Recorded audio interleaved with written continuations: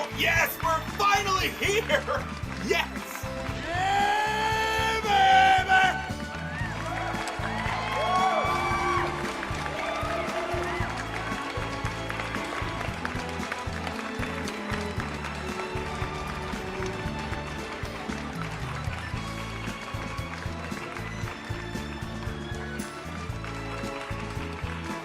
Okay, alright, calm down. So far at this point, we've covered the entire history and story of Tales of Phantasia, and we've covered the entire story, history, and making of Tales of Destiny, the pioneering game. But now we put these games to rest and move on to the third game in the franchise, the vaunted game that we've been waiting for, Tales of Eternia, baby! Yes! Yes! While Tales of Eternia is the third Mothership title in the series, it's not the third one to be released. Well, chronologically anyway. You see, with the successful release of Tales of Destiny, Wolf Team and Telenet's development organization were now confident that they could move forward outside of their comfort zone and create a solid brand new story and take it to the next evolutionary level. And with the rise of the 21st century right around the corner, the timing couldn't be more perfect. Oh, by the way, it is not gonna take us long to come out with new episodes featuring this game. I mean, come on, we know this game intimately, trust me. We've had three-way sex with it. Oh yeah, that's how passionate it got. Alongside their next big Mothership title, the team figured that the handheld market also deserves some attention as well. So, why not branch off into it? Developed for the Game Boy Color would be the first Tales of Series game which would be a legitimate sequel and pave the way for what would be known as the Escort title, which are side games outside the Mothership games that featured Tales of Series characters. Tales of Phantasia Narakiri Dungeon was released exclusively in Japan on November 10th, 2000. This game would not be released in the United States, however, or anywhere outside of its home country. Unfortunately, for two reasons. The first being that Tales of Phantasia at the time was also a Japanese exclusive up to this point, despite having been successful on the Super Famicom. Not to mention, it was fully remade from the ground up and updated for the PlayStation. It even exceeded Tales of Destiny in the visual department. Tales of Phantasia's remake gave the characters more of a defined sprite look that now matched Kosuke Fujishima's designs. The game had a visually better, but limited 3D overworld, and there was even some skids added in for good measure to get more acquainted with the cast. The battle rate was still fairly bad, however, and the overall town designs didn't change much. And yes, the channeling system was still needed to make multiplayer accessible. But at least it was easier to figure out than Destiny. The fact of the matter is that Wolf Team was learning, and definitely going in the right direction. The second reason Narakiri Dungeon did not make it overseas was because it would be quite challenging to translate the game into English. For example, the phrase Narakiri had no direct English word and could only be defined as to change oneself or to take part in an act of becoming someone or something different. In the Narakiri Dungeon series, an ability character would be able to use costumes or abilities to take the shape of more well-known heroes. Well, anyway, we'll go in more depth in that series during their episodes, but in short, the game wasn't nearly as capable as any Tales of game at the time, due to the Game Boy Color's very clear limitations. Even the Super Nintendo alone was enough to run Phantasia, and required more power to do so. The gameplay for this game, however, was heavily shredded down to being more or less turn-based, similar to early Final Fantasy games. Narakiri Dungeon sales were received relatively well, but reactions from customers and critics weren't overwhelmingly positive. But like we said before, it did open the door for future Escort titles to be made. Whoa. Okay, hold on. Boy, did we just get off track. Let's take a step back and go back to the main series, okay? Tales of Eternia, while being developed, would be showcased in the 1999 Tokyo Game Show, and would present some of its groundbreaking ideas. America, though, would receive very little promotional advertising for the game. This, unfortunately, is a staple that Namco sadly would stick by. To make matters worse, porting the game over to the US would present quite a few challenges. First, English voice acting would be required to give the game more life. And second, and more notably, the game would require a name change. Why? Well, there are quite a few plausible reasons to that. One is by fan speculation, of course, but to be honest, it's not quite unreasonable to believe. The name Eternia just happened to be claimed by a toy company that you may have heard of. And it just so happens to be the homeland for a certain famous cartoon hero. And the masters of the universe. I am Adam, Prince of Eternia and defender of the secrets of Castle Grayskull. Fabulous secret powers were revealed to me the day I held aloft my magic sword and said, "By the power of Grayskull."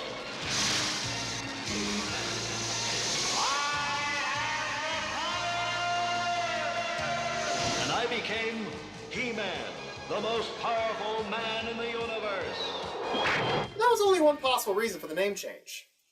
The other being that by calling it Tales of Destiny 2, it would create a relation to the first game, and let people know that this was part of an ongoing franchise. But if all the other games except for the first Destiny were not available at the time, outside of Japan, what would be the point? Not to mention, this was apparently no concern in its country of origin, so why not just call it something else? Why claim Tales of Eternia as a sequel to Tales of Destiny, which would probably do more damage than good?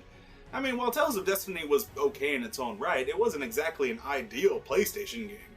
It made little effort to do more than what the Super Nintendo already had, other than add a few pretty cutscenes. So there was the probability that if the consumer didn't like the first one or didn't play Tales of Destiny, they would be less inclined to consider purchasing this supposed sequel. But that's not to say it was doomed for just that reason. After all, Alundra, for example, another action RPG series for the PlayStation, had a limited sprite form, but was really well received, and it too got a sequel that had nothing to do with the first game, outside of sharing a title and a few similar gameplay mechanics. And again, despite this, Alundra 2 was still pretty successful, and a good game all around. Nope, there was one more hurdle that Tales of Eternia just could not jump. The timing. Oh god, the timing. The Japanese release date for Tales of Eternia was November 30th, 2000, and the American release was a year later in September of 2001. Do you guys want to know what every other gamer was talking about at that time and getting ready for? PlayStation 2 was powered by all new technology, including the breakthrough Emotion Engine CPU.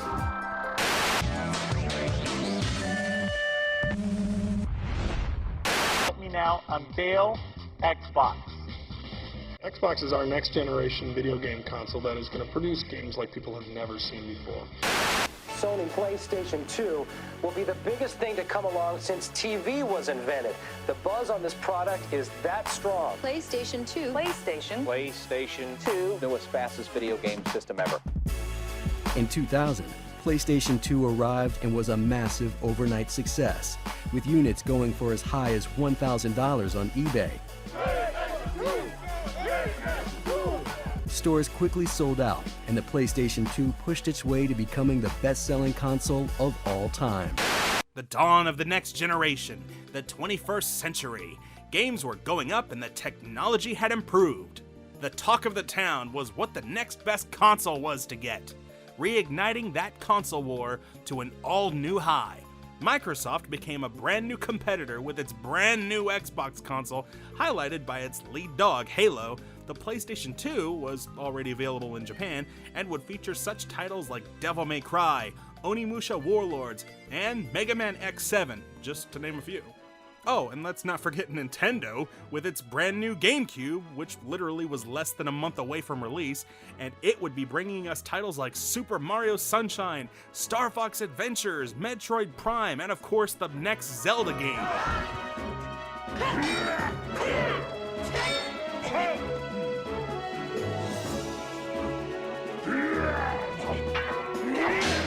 Could you screw over Tales of Eternia any worse? The original PlayStation had become an afterthought, a memory. Sure, people would still buy games for it, no doubt, to tide things over until the next gen was ready, but trying to promote something on a console that's popularity had pretty much dwindled with the rise of the next generation was extremely hard to accomplish. Despite the obvious troubles, Wolf Team, Namco, and the people involved still had really high expectations and hopes for Eternia. And of course, that would lead into promotions. Pre-ordering the game at specific shops would get you an alarm clock featuring the characters from the game, and there was also a premium collector's edition that would not only package the game, but also a giant art book showcasing designs, and alarm clock in the shape of the game's mascot character Quickie, a small figure set of characters, and a long keychain strap. Matsumi Inomata would return to design the characters as she did one game ago. And naturally, Motoi Sakuraba would return yet again, supplying more great music to accompany the player on the adventure. Oh, and of course, Shinji Tamura would come back collaborating with Motoi as before. And writer Jun Toyoda would come back to write the story for Eternia. Even better, Production IG would once again supply more of their special animation for the opening, which is always cool. This time for the opening theme, a group called Garnet Crow would supply the song, and the track would be called Flying, which ultimately would be replaced in the localization, which was being produced by Aki Kozu.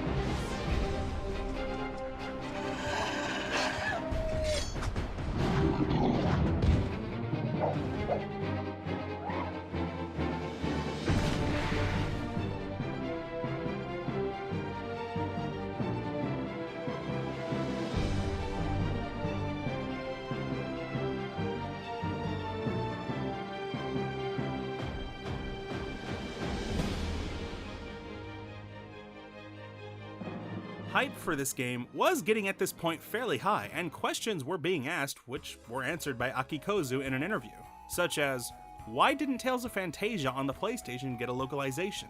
To which he responded, the timing and market demand was a concern, and the major team in charge of Tales games were too well involved in working on Tales of Eternia. We also believe that Tales of Eternia was a much better game than Tales of Fantasia, and had a far better chance of succeeding. So we focused all of our efforts in localizing Tales of Eternia. Another question was, what do you believe the chances are for Tales of Eternia to succeed so late into the PlayStation's lifespan? Will the RPG fanbase follow a game on a PS1? Aki Kozu responded, RPG fans are very unique. Although the hardcore RPG fanbase is smaller than the other popular genres, RPG fans are better in touch with the products that are out in the market and generally are more loyal to the game than they are to the platform. It really doesn't matter what console the game was released on, new or old, as long as it was a quality product, PS1 or PS2. As the game was getting its own localization team, it would also get its own band of actors. Kevin Miller, not only an actor who played the main character of Reed Herschel, he would also be in charge of casting the other characters. One of Kevin's buddies at the time, Aaron Clark, who would work alongside Kevin as a voice actor in other games like Jet Set Radio, would also be cast in Tales of Eternia as one of Reed's childhood friends, Keel Zabel. Unfortunately, because of how strange acting was professionally in the world of video games, it was very rare, if ever possible, to see cast members' names inside the credits of the game. For this reason, I cannot find out who the other characters were played by, and to this day I'm searching hard for them. Video game voice acting wasn't as professional as it would be today, but back then you had a lone booth with some dialogue and basic direction, if you were lucky. Kevin Miller himself and I discussed this and much more Tales of Eternia related content when we had a podcast session together a while back. You're watching the Brotherhood of Gaming, and yes, you are jealous. I'd like to introduce my man, Reed Herschel. Hello. Hi. Yeah. Thanks for having me on the Brotherhood of Gaming. You're very welcome. It's a pleasure to have you here. I gotta be honest, you're the first person I think that I've talked to that has cared as much as you do, and I thought it was a big deal. Well, why do you love this game so much? Well, for the reason why it didn't get as much publicity as it is probably because of how poorly marketed it was. Because the game was released in 2001, and by this time, PlayStation 2 had been out for a while. Yeah. So everybody had already moved on, so the odds of people even knowing of its existence were probably not that well had it in mind. Well, Namco, everybody knows that Namco is really not generally good with bringing over their RPGs from Japan. Well, they're very Japanese. They, from my experience, my brief time working with them on Tales of Eternia and some other projects when I was a producer over at Webtone, their titles were all ports. There were no homegrown studios in the States. They were all Japanese games that were brought over. And I think there's some lost in translations issues with that. When I went to E3, I made a big deal out of it. I tried to talk to people. They had posters of the game everywhere at the Namco booth. I want posters of the game. Yeah, it like giant cardboard cutouts of the characters stuck to the side of the wall. It was kind of their big release the year it came out, or one of their big titles. And I was stoked and very honored to be a part of it. And then it was on the cover of a magazine like Game Informer or something, and I purchased it because it was me. It's right on the cover. You know, they broke down everything: graphics, story, music, combat system, and then when they got to voice acting, it literally said "voice acting from hell." That it was terrible voice acting.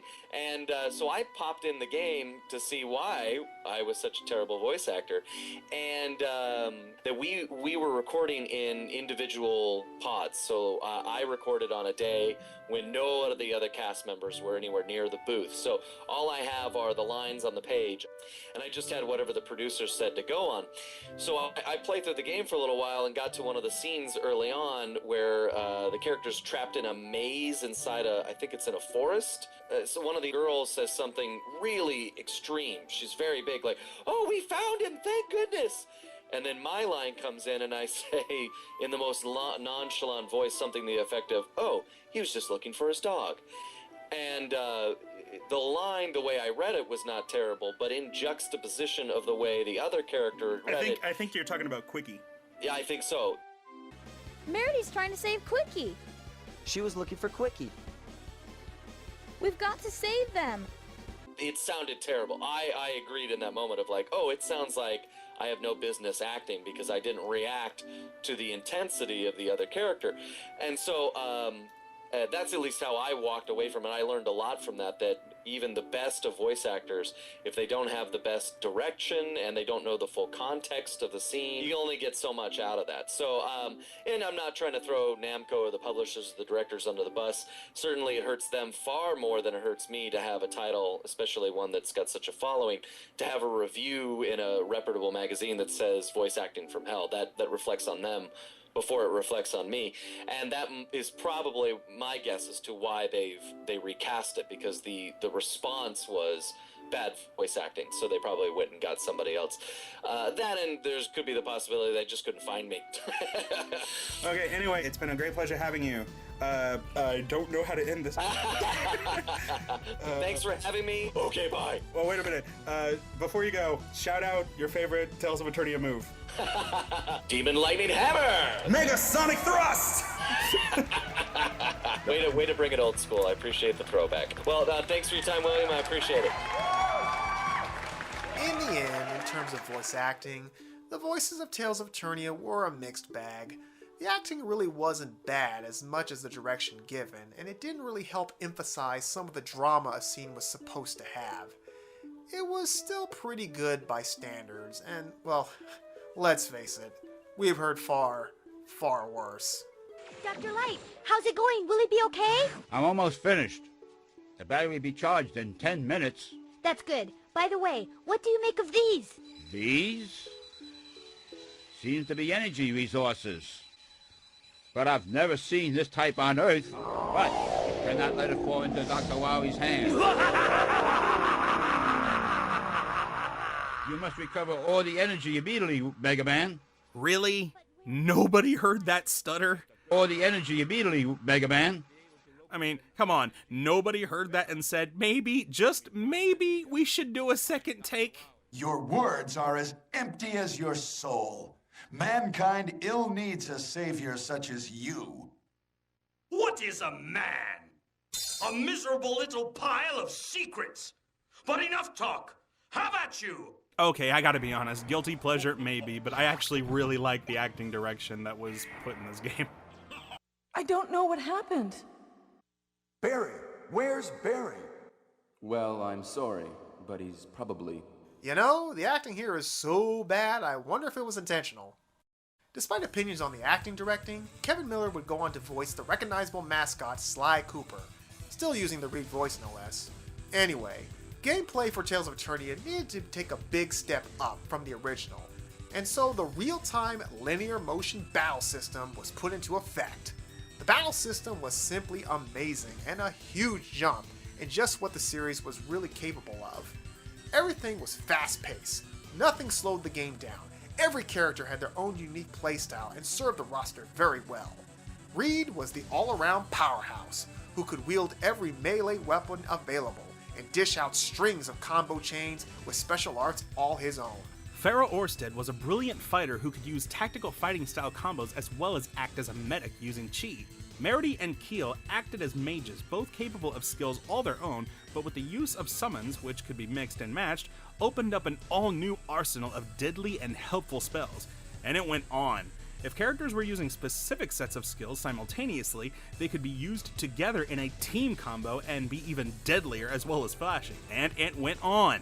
The special powers with the characters could be maxed out so high that they would trigger overlimit abilities that would flash the characters' faces on screen and unleash an insanely overwhelming attack that it made the player feel like they were on a freaking acid trip. Look at this!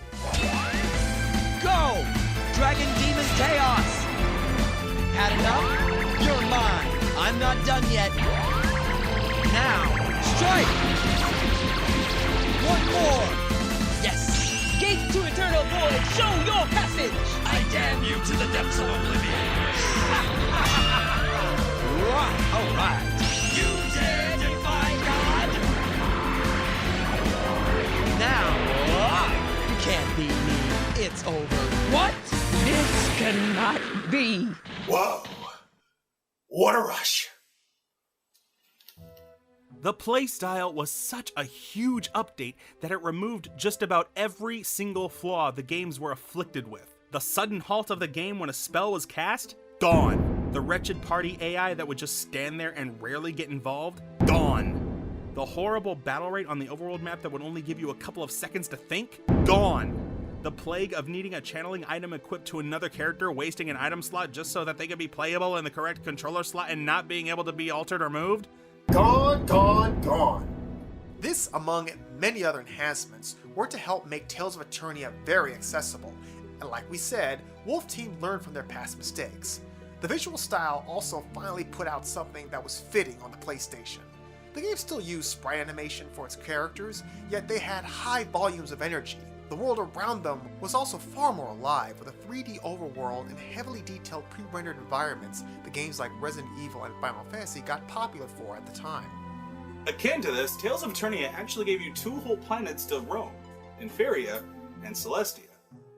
The world of Inferia had a look that gave it the identity of an old England medieval fantasy time period, a trope classic role-playing games were familiar with, such as mages, knights in shining armor, with spells and dragons and vibrant colors, while the planet Celestia, another world you would visit, was a domain heavily centered on science fiction, with technological enhancements, alien monsters, pulse rifles, blasters, and futuristic neon colors. The combination of these two worlds, Inferia and Celestia, coexisting together in one plane of existence is called Eternia, where the name of the game came from. If it wasn't enough, you also had the skies and the bottom of the seas to explore. This game had everything, plain and simple. I know it sounds like we're gushing over this game, and believe me, we can and have. But you gotta understand, at this point in time, the team and everyone involved put a lot of heart and effort into this game, and really wanted to show it. And what we've explained up until now has not been an exaggeration. This game, for its era, is a masterpiece, and it completes what we call, among others, the Tales of Trilogy, which all started with an ambitious idea turning into a classic, which then pioneered into a new direction, spanning new life, trying and learning new things, and finally closing the generation off with all of they learned, accumulating it into perfection, leading into the 21st century. Wow, that's deep. Yeah. So, how was the reception? Well, actually, it was pretty much all positive. In Japan, it was really beloved, receiving nearly perfect scores based on multiple reviews, and in Famitsu's weekly magazine, it garnered the publication's Gold Award. Sony of Japan also bestowed it a gold award at the PlayStation's awards ceremony in 2001 for selling over 550,000 copies within the year. In the US, it did just about as well as to be expected, despite all the issues we covered earlier. The game once again received very positive reviews, with the only major backlash coming from the voice acting department and the graphics still using sprite animation, while games like Metal Gear Solid existed, and Final Fantasy and Chrono Cross were using fully 3D rendered models as well. At this point it all became about personal preference, really. But as stated earlier with Aki Kozu's interview, Namco knew in advance the disadvantage that they were dealing with, especially considering they are known for great 3D games like, Tekken. Critics pretty much all around praised the story and gameplay, with some claiming that it had a great action-oriented battle system that has no close equivalent in any other game, while again stating that they didn't much care for the voice work or the sprites. Namco knew what demographic they were going after, and apparently it had succeeded with flying colors. Tales of Eternia would go on to have a 13-episode anime side series taking place near the end of Disc 1 of the game's storyline. Over 2,000 years ago, there was a war between two neighboring worlds, Inferia and Celestia. This ancient battle would become known as the Aurora War. After the fighting was ended, all contact between the worlds had ceased. This began the legend, Tales of Eternia. However, now it is believed that both worlds will slowly collapse together, and the only ones who can save Eternia are these four young heroes.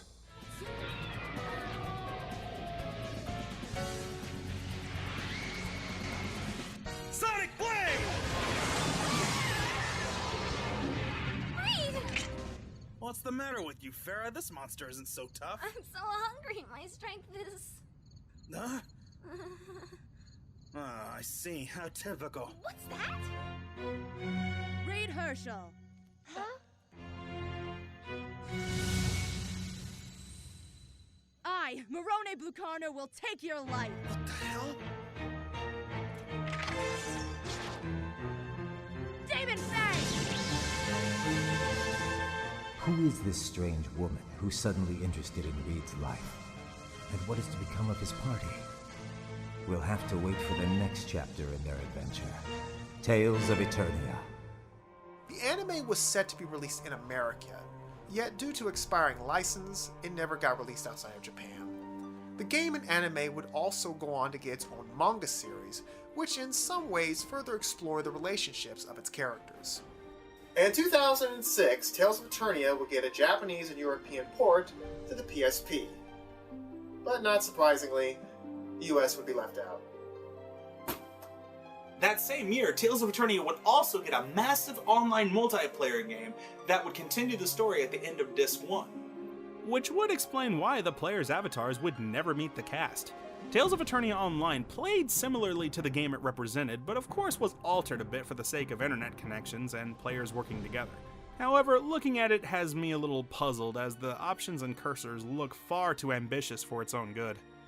It's tough to say what the audience thought of this world, but like before, the online world of Eternia would never be released outside of Japan. Only in Japan. Only in Japan. You know, that's really not fair. I mean, we get all of these other MMOs, but we don't get that one? I mean, I'm not a regular MMO kind of guy myself, but I'm pretty sure that if that game were to come out over here, I probably would have clocked in a pretty good amount of hours into it. Still, the service didn't last long. Only about after a year of being online, the game was abandoned because supposedly due to lack of players' interest. It's just a very sad end to what could have been the start of a really cool expanded series. Tales games going online for players around the world to meet and engage in awesome battles and exploring. And then it all disappeared. As the Tales of series would carry on, characters from Eternia would make cameo appearances and become playable characters in future games. But those are for future episodes. Well, that pretty much covers the history of Tales of Eternia. Now, be sure to join us next time in Tales of Eternia Part 2, where we explain the story of the entire game. But if you guys want to avoid spoilers, you could also just wait until we release the next Tales of History episode, Retrospective part, which will be covering Tales of Destiny 2. So, Until next time, keep on gaming, viewers.